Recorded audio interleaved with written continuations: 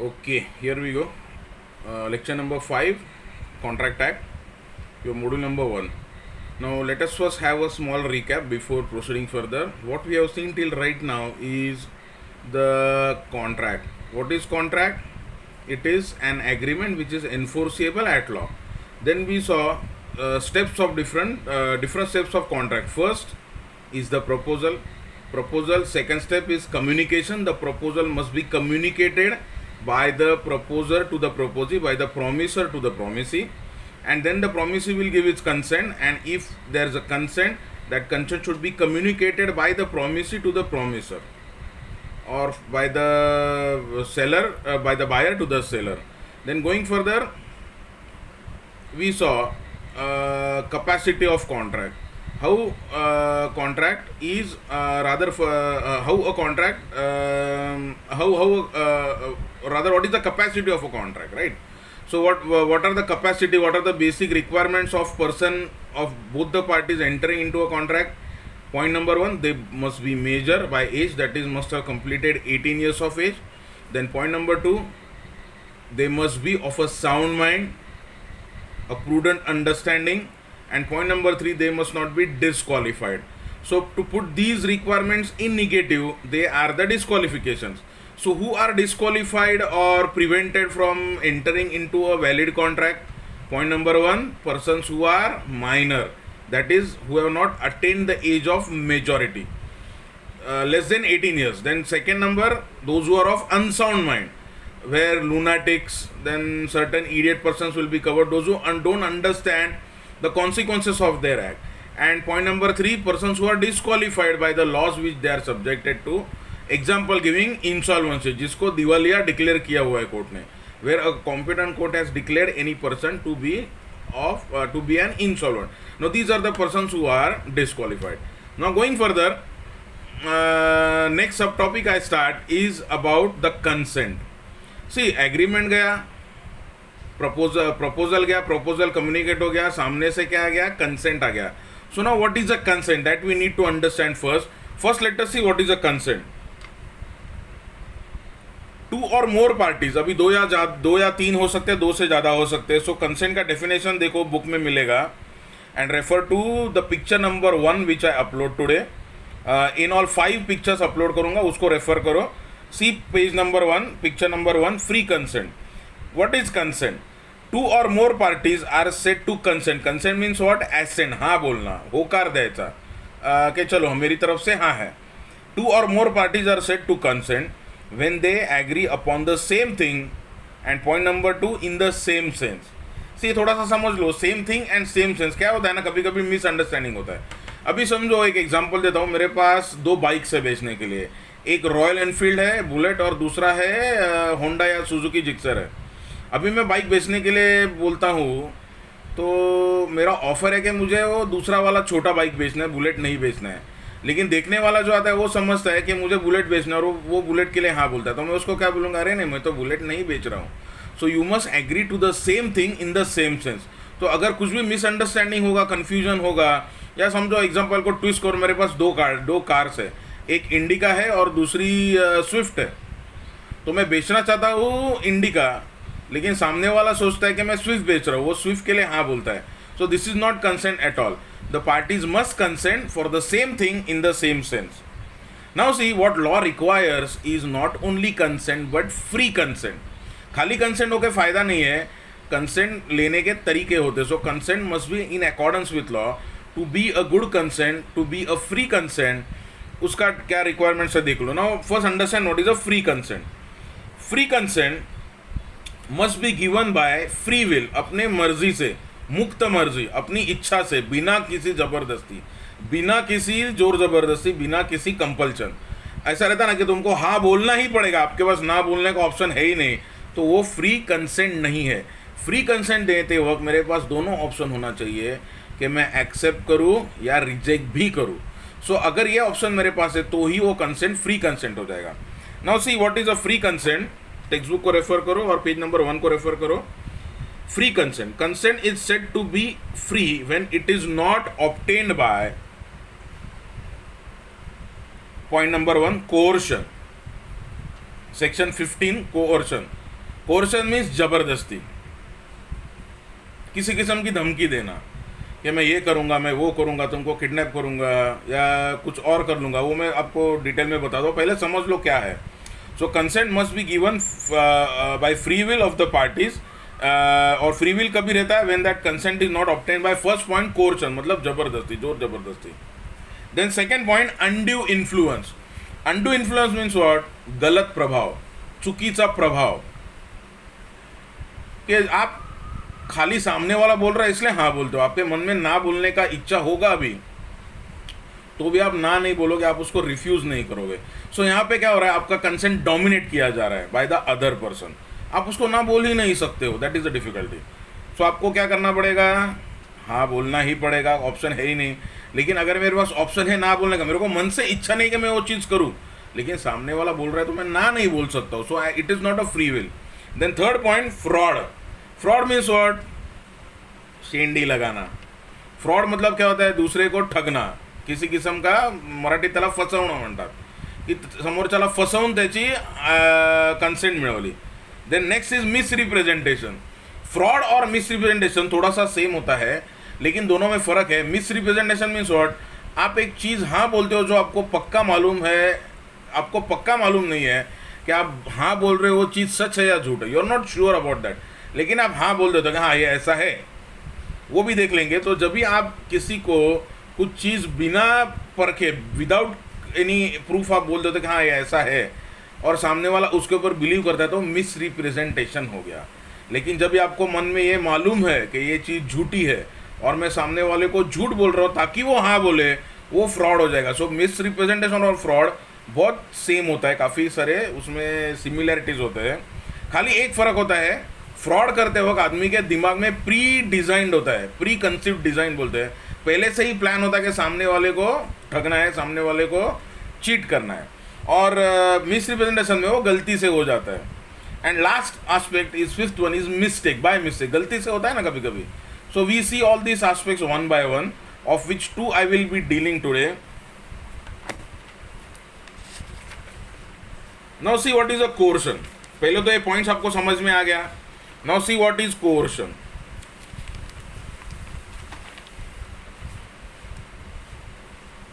Coercion means duress, that is putting a person under fear, किसी को धमकी देना। और धमकी कैसे देना? आप उसको बोलते हो कि मैं एक फलाना फलाना चीज़ करूंगा, या एक्चुअली करते हो।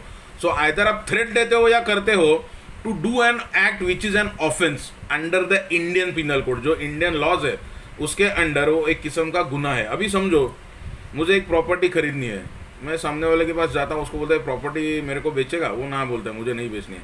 मैं बोलता हूँ बाबा बेच दे मुझे, नहीं तो तेरे लड़की को उठा के लेके जाऊँगा, तेरे लड़के को किडनैप करूँगा, तेरी वाइफ को कुछ कम ज़्यादा कर दूंगा। तो सामने वाला डर के मारे क्या बोलेगा? ठीक है हाँ। या एक दूसरा पकड़ लो, ये तो धमकी हो गई, या किसी को मैंने उठा लिया, किडनैप कर लिया और उसको फ़ोन कर लिया। अरे तो वो पिक्चर आप फिल्मी चीज़ें देखते हो ना, कि आपका लड़का, आपकी वाइफ, आपकी बेटा, जो भी पर्सन हूँ आई एम इंटरेस्टेड, वो पर्सन मेरे कब्जे में है, और अगर उसको ज़िंदा चाहते हो तो फलाना फलाना चीज़ करो, कि ये चीज़ मुझे बेच दो। तो मैं क्या करूँगा? डर के मारे बेच दूंगा, मेरे पास ऑप्शन ही नहीं होगा। So this is out of threat, out of compulsion. या समझो मुझे कुछ प्रॉपर्टी है that stands in the name of my wife, और मैंने बहुत सारा कर्जा करके रखा और मुझे वो बेचना है। अभी वाइफ की प्रॉपर्टी तो मैं नहीं बेच सकता हूँ, ओनर कौन है? She is the owner. तो मैं उसको बोलता हूँ अरे ऐसा ऐसा हुआ है, तो वो बोलेगी अरे तुमने कर्जा किया, मैं क्यों मेरी प्रॉपर्टी बेचूँ? तो अभी देखो, पतिव्रता औरत होगी या हिंदुस्तानी पति होगी, आजकल की पत्नियां नहीं होती, वो अलग बात है, लेकिन अगर होगी तो मैं उसको अगर धमकी दूँ तो कि अरे वो प्रॉपर्टी तुम बेचो और मुझे पैसे दो, या मुझे वो प्रॉपर्टी बेचनी है साइन कर दो, नहीं तो मैं क्या करूँगा? मैं आत्महत्या कर लूँगा। मेरी पत्नी तो बोलेगी साले मर जा, क्यों फिर कर्जा किया, मरना है तो मर जा, मुझे कुछ लेना देना नहीं। लेकिन यूजुअली कोई औरत डर जाएगी। या अगर उसको आप बोलते हो कि तुम प्रॉपर्टी बेचो, इसको साइन करो, ये प्रॉपर्टी मुझे बेचनी है, नहीं तो मैं तुम्हारा खून कर दूंगा, या मैं तुम्हारे बाप को कुछ कर दूंगा, ये थ्रेट देता हूँ मैं। So either committing a act or giving a threat amounts to coercion. Now see उसके कंपोनेंट्स देख लो। Committing or threatening to commit any act forbidden by IPC. Forbidden means what? Prohibited, not permitted, by IPC, Indian penal code. अपने जो laws है वो। और second point, unlawfully detaining, किसी को जबरदस्ती बिठा के रखा है, कि किसी लड़के को उठा के रखा और उसको बोला बाप को जाके प्रॉपर्टी मेरे को बेच दे, नहीं बेचेगा तो तेरे लड़के को छोड़ूंगा ही नहीं। So this is unlawful detaining. Or threatening to detain any property, ये फलाना फलाना चीज़ करो तब तक मैं तुम्हारे घर पे ताला मारा है या तुम्हारे प्रॉपर्टी में तुमको घुसने ही नहीं दूंगा, मैंने गेट लॉक करके रखा है। So this is threatening to detain any property. To prejudice any person, किसी सामने वाले को धमका के प्रेजुडाइज करके उसका जो माइंड है ना, उसका जो कंसेंट है उसको हम डोमिनेट कर रहे हैं कि तुमको हाँ ही बोलना है, आपको दूसरा ऑप्शन है ही नहीं। सो उसकी मर्जी के ऊपर मैं बैठता हूँ और उसको हाँ ही बोलना है। So that is thing. So to prejudice any mind, और ये किस लिए मैं कर रहा हूँ? With the intention of obtaining assent, उसका हाकार, उसका होकार वो मुझे चाहिए एग्रीमेंट में एंटर होने के लिए, कॉन्ट्रैक्ट में एंटर होने के लिए। देन कॉन्ट्रैक्ट में be for anything, for selling any property, for doing anything, whatever, that we are not concern with right now. So ये चीज़ समझ लो, कोर्सन में क्या आता है? First point, committing or threatening to commit, refer to page number 2। Then unlawful detaining or threatening to detain any property, point number 3। Then point number 4, to prejudice any person, उसका will पे खुद का ये जोर जबरदस्ती करने के लिए। And fifth point, this things are done with intention of obtaining assent. Assent means consent, उसका हाँ, उसका जवाब हाँ आना चाहिए, त्याचा होकार यायला पाहिजे, याच्यासाठी ही सगळी खटाटोप आहे। Then see what are the essentials of coercion. Point number 1, committing or threatening to commit any act. Committing or threatening to commit any act. Then point number 2, essential number 2, characteristic number 2, the act must be forbidden. Forbidden means prohibited by the Indian Penal Code, which are the criminal laws of India. Then point number 3, coercion may be exercised over a person or a property. किसी आदमी को ज़बरदस्ती बिठा के रखा या किसी के प्रॉपर्टी को उसके हाथ में जाने नहीं दिया, it can be done on both. So आप किसी पर्सन पे भी कर सकते हो और किसी प्रॉपर्टी को भी कोर्सन के लिए यूज कर सकते हो, कि वह तुम्हारा लड़के को यहाँ पे बिठा के रखा है, लड़की को मैंने पकड़ के रखा है, और जब तक तुम हाँ बोल के मुझे ये नहीं बेचोगे, नहीं करोगे, तब तक मैं तुमको लड़की वापस नहीं दूंगा, उसको घर नहीं बेचूंगा। या तुम्हारा प्रॉपर्टी के ऊपर मैंने ज़बरदस्ती कब्जा कर लिया, ये तुम मुझे बेचो तो मैं प्रॉपर्टी तुमको वापस दूंगा। So this is coercion may be exercise over a person or a property. Then fourth essential, fourth point, coercion can be exercise by the contracting party or any other party on his behalf. अभी देखो, मैं आपके ऊपर ज़बरदस्ती करना चाहता हूँ कि ये फलाना चीज़ है, इसके लिए तुम हाँ बोलो, आई वॉन्ट यू टू से यस।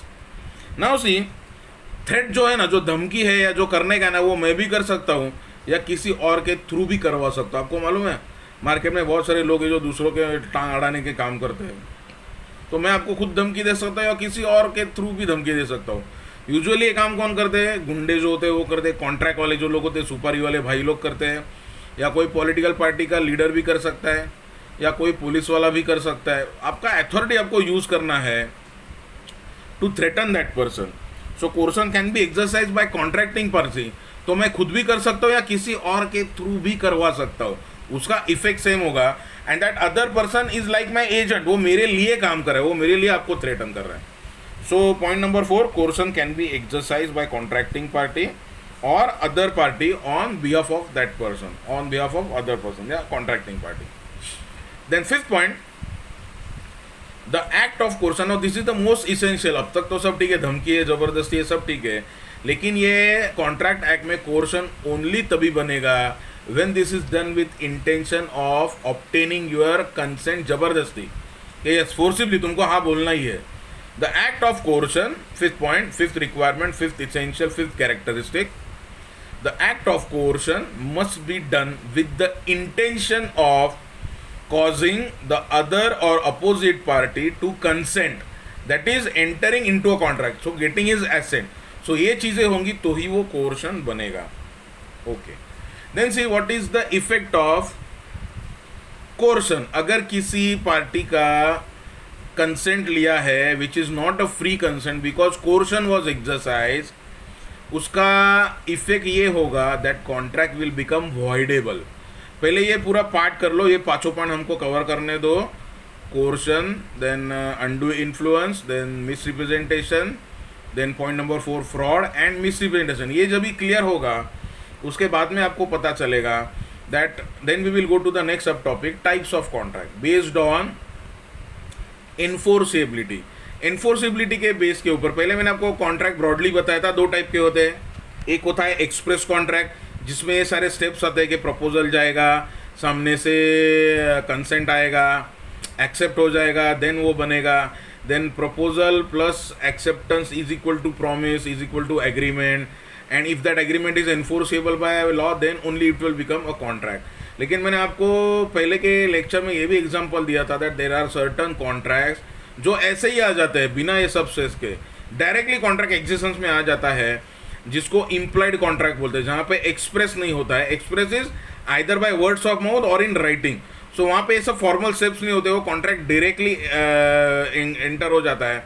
जिसका एग्जांपल मैंने आपको बताया था, ट्रेन का टिकट, या आप जब भी रिक्शा को हाथ दे के बैठ जाते हो तो अगर वो मीटर वाला रिक्शा है तो ठीक है, बाय मीटर देना पड़ेगा, नहीं तो फिर आपको सीट के हिसाब से देना पड़ेगा. सो दैट इज फिक्स कि पर सीट बाबा इतना रेट होगा, या तो फिर मीटर में जितना होगा उतना होगा. सो ट्रैफिक ज़्यादा हो गया, अटक गया रिक्शा ट्रैफिक में, वेटिंग में रहा ज़्यादा देर, तो आपका मीटर का रेंट बढ़ जाएगा. तो वहाँ पे वो नहीं होता है कितना लोगे क्या लोगे, वह इतना लोग, और आप जो मोमेंट रिक्शा को हाथ दिखाते हो आपको वहाँ पे that is an implied contract. और एक एग्जांपल दिया था मैंने आपको, you are hungry, you want to have a breakfast, कुछ स्नैक्स खाना है, आप होटल में जाते हो. होटल में जाते हो और क्या करते हो, वो सीधा आके आपको पूछता है, अरे मैंने होटल खोल के रखा है, तुमको खाना क्या चाहिए तो बोलो, मैं तुमको दूंगा. नहीं, वो क्या करता है, सीधा आके मेनू कार्ड हाथ में देता है, या मेनू कार्ड कई जगह पे तो प्रिंटेड भी रहता है वॉल के ऊपर. So you have to just look into that and ask for whatever you want to. वो रहेगा तो बोलेगा हाँ है, अगर नहीं रहेगा तो बोलेगा भाई ये फलाना डिश आज नहीं है, फॉर व्हाट एवर रीजन्स. सो ये एग्जाम्पल्स हो गए इम्प्लाइड कॉन्ट्रैक्ट के. सो ये हो गया इसका. Then going further, based on enforceability, कि कॉन्ट्रैक्ट लीगल है या नहीं, वैलिड है या नहीं. एनफोर्सेबिलिटी मीन्स व्हाट, कि अगर एक पार्टी कॉन्ट्रैक्ट करने के बाद में ही स्टेप्स बैक, मैंने आपको एग्जांपल दिया था, जो वादा किया वो निभाना पड़ेगा. सो अगर दोनों पार्टीज अपना अपना पार्ट ऑफ प्रॉमिस नहीं परफॉर्म करते हैं तो क्या करेंगे, तो नेचुरली डिस्प्यूट होगा and a matter will go in a court of law. अभी यहाँ पे क्या होता है, both parties to the agreement can enforce their rights upon the other party, के तुमको ये करना ही पड़ेगा, but this is possible only if it is a valid contract. So based on enforceability, whether it is enforceable or not, legal or not, valid or not, contract is divided into three parts. Part number 1, valid contract, जिसमें सब चीज़ें बराबर है, legal है, everything is there. Then second है void contract. Void contract वो होता है जो illegal है या unenforceable है, उसको in the eyes of law अगर कुछ dispute हो गया, that cannot be enforced, और उसके ऊपर suit maintain नहीं हो सकता है किसी भी कोर्ट ऑफ लॉ में.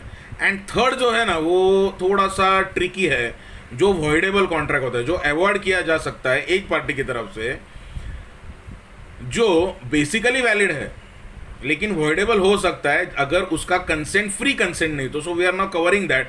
सो ये 5 पॉइंट कवर होने के बाद में you will understand the basic difference between these three rather, valid, void और voidable. So what are the consequences of coercion?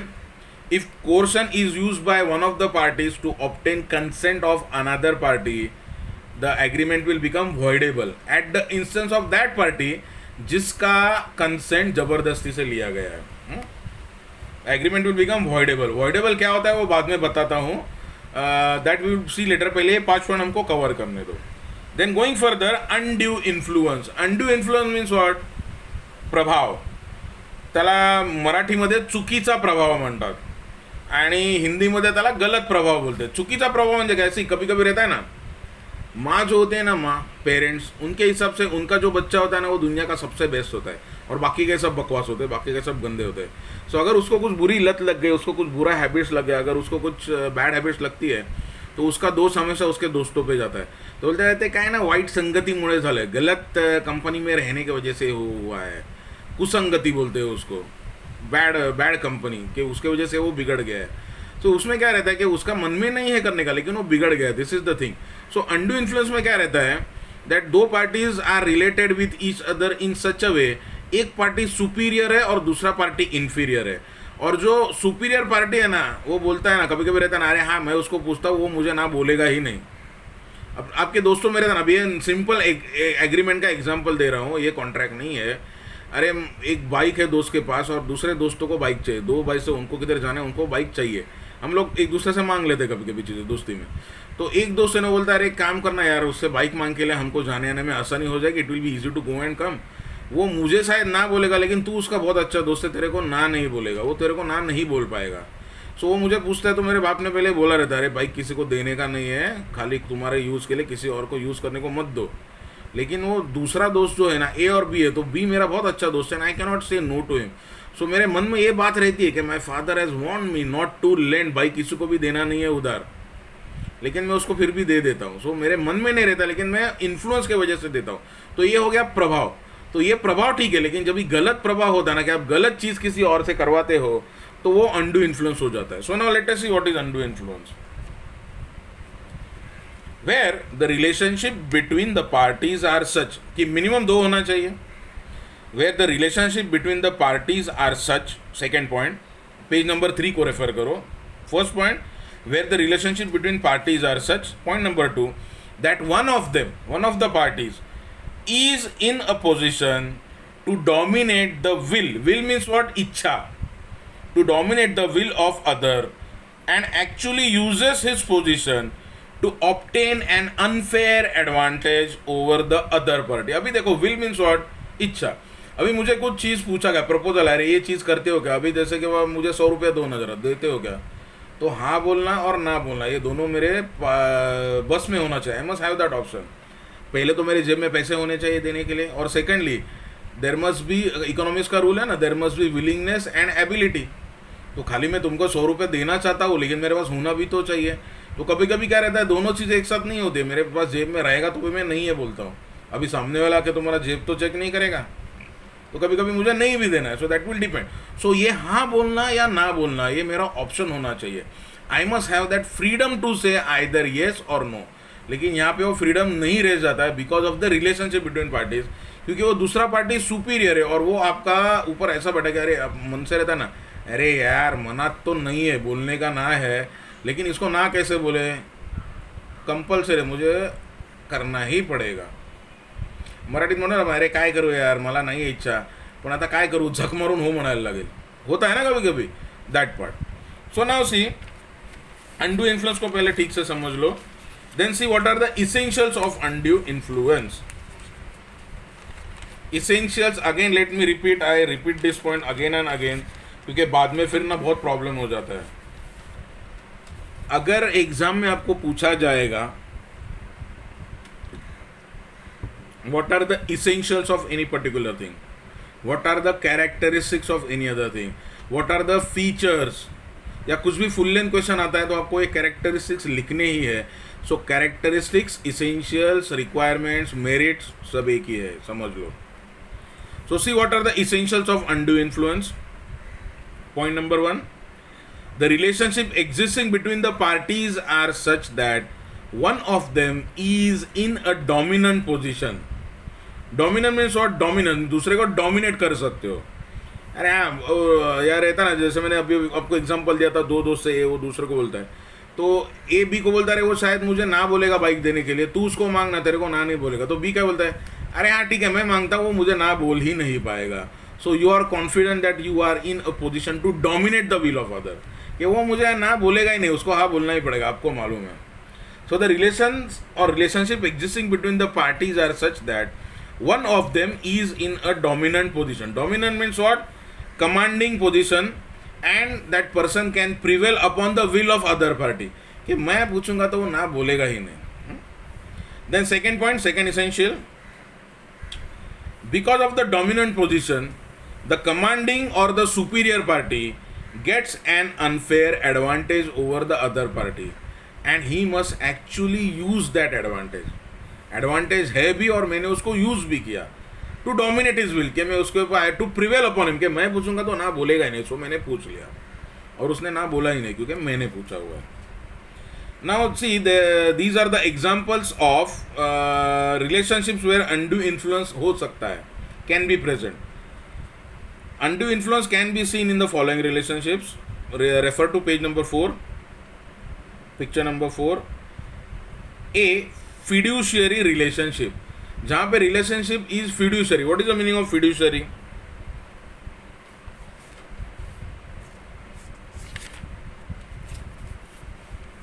Fiduciary means one party trust the another, वो भरोसा बहुत रहता है.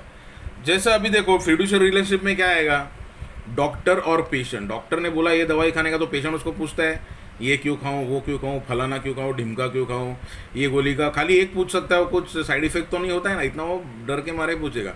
लेकिन डॉक्टर बोलेगा अरे नहीं नहीं कुछ नहीं होगा, मियाँ मी बस लो ना, काय नहीं होना. और वो दवाई देगा तो आप उसको बोलते हो नहीं लूंगा, क्यों दे रहे हो, you don't question him. So relationship ऐसा है कि यू ट्रस्ट दैट पर्सन. अभी डॉक्टर को ट्रस्ट नहीं रखोगे तो किस लिए गए उसके पास फिर, बराबर ना, अपने दिमाग से तो नहीं ले सकते हो गोली. Then next is teacher and student. अगर टीचर ने कुछ चीज़ बोल दिया तो वो बराबर ही होता है आइडियली. तो टीचर कैन यूज और miss use that position for getting consent in a wrong manner, कि मैं उसको ऐसे ही कुछ बोल दूँ, शायद वो हाँ बोलेगा, ना बोलेगा ही नहीं. Then next can be parents and their children. माँ बाप और उनके बच्चे. अरे मेरे बाप ने एक चीज़ करने को बोला तो मैं ना बोल ही नहीं सकता हूँ, मन में हाँ नहीं, लेकिन मुझे कैसे ना तो बोल नहीं सकता हूँ पिताजी को, या माँ को ना नहीं बोल सकता हूँ. और गार्डियन और वॉर्ड. गार्डियन जो रहता है वो भी एज गुड एज पेरेंट. तो वॉर्ड जो रहता है जिसका उसको गार्डियन बनाया हुआ है, पालकत्व म्हणतात त्याला, कि जन्म नहीं दिया फिर भी वो गार्डियन है, तो is as good as is in a position of a parent, तो वो भी उसका विल को डोमिनेट कर सकता है. Then another example can be fiduciary relationship का गुरु एंड इज फॉलोअर. गुरु मतलब कोई भी गुरु हो सकता है. भक्त और भगवान. भगवान क्या करता है, भक्त कभी उसको पूछता है, नहीं पूछता है. अभी सिमिलरली आज भगवान तो है नहीं, चलो है नहीं मतलब you can see God, God's existence can be understood, can be seen. लेकिन अभी रहता है ना आजकल बहुत सारे धर्मगुरु है, तो वो गुरु ने कुछ बोल दिया तो मुझे करना ही पड़ेगा. बहुत सारे लोग है बाबा, ये सब बुआबाजी बाबाबाजी में रहते हैं. अरे आमचा गुरुंनी सांगितलं, हमारे गुरु ने बोला तो हम वो करेंगे. बिना सोचे समझे भी लोग करते हैं कुछ चीज़ें. हाँ गुरु ने बोला है तो मुझे करना पड़ेगा. सो ये रिलेशनशिप कैसा है, ये रिलेशनशिप है फिड्यूशियरी रिलेशनशिप, जहाँ पे trust is there. Then point number B, where a person's mental capacity is affected by reason of age, illness या मेंटल या फिजिकल डिस्ट्रेस. कभी कभी होता है ना बुढ़ापे में आदमी बहुत वीक हो जाता है, थक हार जाता है. ऐसे टाइम पे बच्चे उनके ऊपर अनडू इन्फ्लुएंस कर सकते हैं.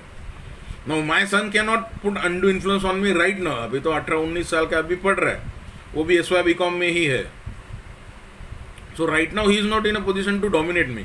लेकिन अगर कल, अगर मीन्स और तो होगा इसी नेचुरल है, when I become very old, 60-65 years का हो गया हो, मुझे कुछ बीमारी है, डायबिटीज़ तो मुझे अभी भी है लेकिन मैं बीमार नहीं हूँ, या और कुछ बीमारी हो गई, हार्ट का कुछ पेशेंट हो गया, कुछ बीमारी है, मरते मरते बचा हूँ, या बहुत सारा फिजिकल वीकनेस है, तो वो टाइम पे गोली देना नहीं देना भी बच्चे के हाथ में होता है. तो बच्चे क्या करते हैं, कभी कभी पोजिशन, अभी वो समझो बोलेगा ए तुझं घर माझ्या नावावर कर, नाही तर तुझ्या गोळ्या बंद करीन, तुला खायला नाही देणार.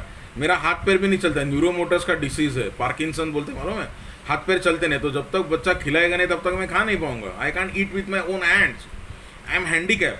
ऐसे टाइम पे अगर मुझे सर्वाइवल का धमकी दिया गया and he tries to dominate me, कि तुझं घर है ना ते माझ्या नावावर कर, मुझे मेरे नाम पे चढ़ा दो घर, इमीडिएटली मेरे नाम पे कर दो, तो शायद डर के मारे मैं वो कर भी दूँ, क्योंकि मेरा एग्जिस्टेंस, मेरा survival is dependent on him. So यहाँ पे मेडिकल अटेंडेंट और पेशेंट या कुछ ऐसा हो सकता है जहाँ पे you can dominate the will of person who is affected, जिसका मेंटल कैपेसिटी अफेक्ट हो चुका है. वो पागल नहीं है लेकिन वो थक चुका है, हार चुका है, जिंदगी के आखिरी दिन गिन रहा है. सो उसके लिए क्या होता है ना, वो डर जाता है and he is not in a position to exercise his will, कि मैं हाँ बोलूँ या ना बोलूँ. वो नहीं रहता. काय म्हातारा एकदम टणक असतात, कुछ नहीं होता है, कोई कुछ भी करे वो बिल्कुल झुकते नहीं है, वो अलग बात है. लेकिन ये एग्जाम्पल हो गया.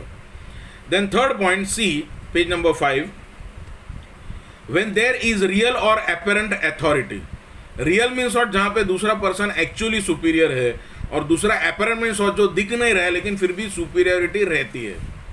Now see the examples of this particular relationship जहाँ पे रियल या अपरेंट अथॉरिटी हो सकती है. एम्प्लॉयर एम्प्लॉय, अगर एम्प्लॉय बोलेगा फलाना चीज़ करो तो एम्प्लॉय ना बोल ही नहीं सकता, उसके पास ऑप्शन है ही नहीं.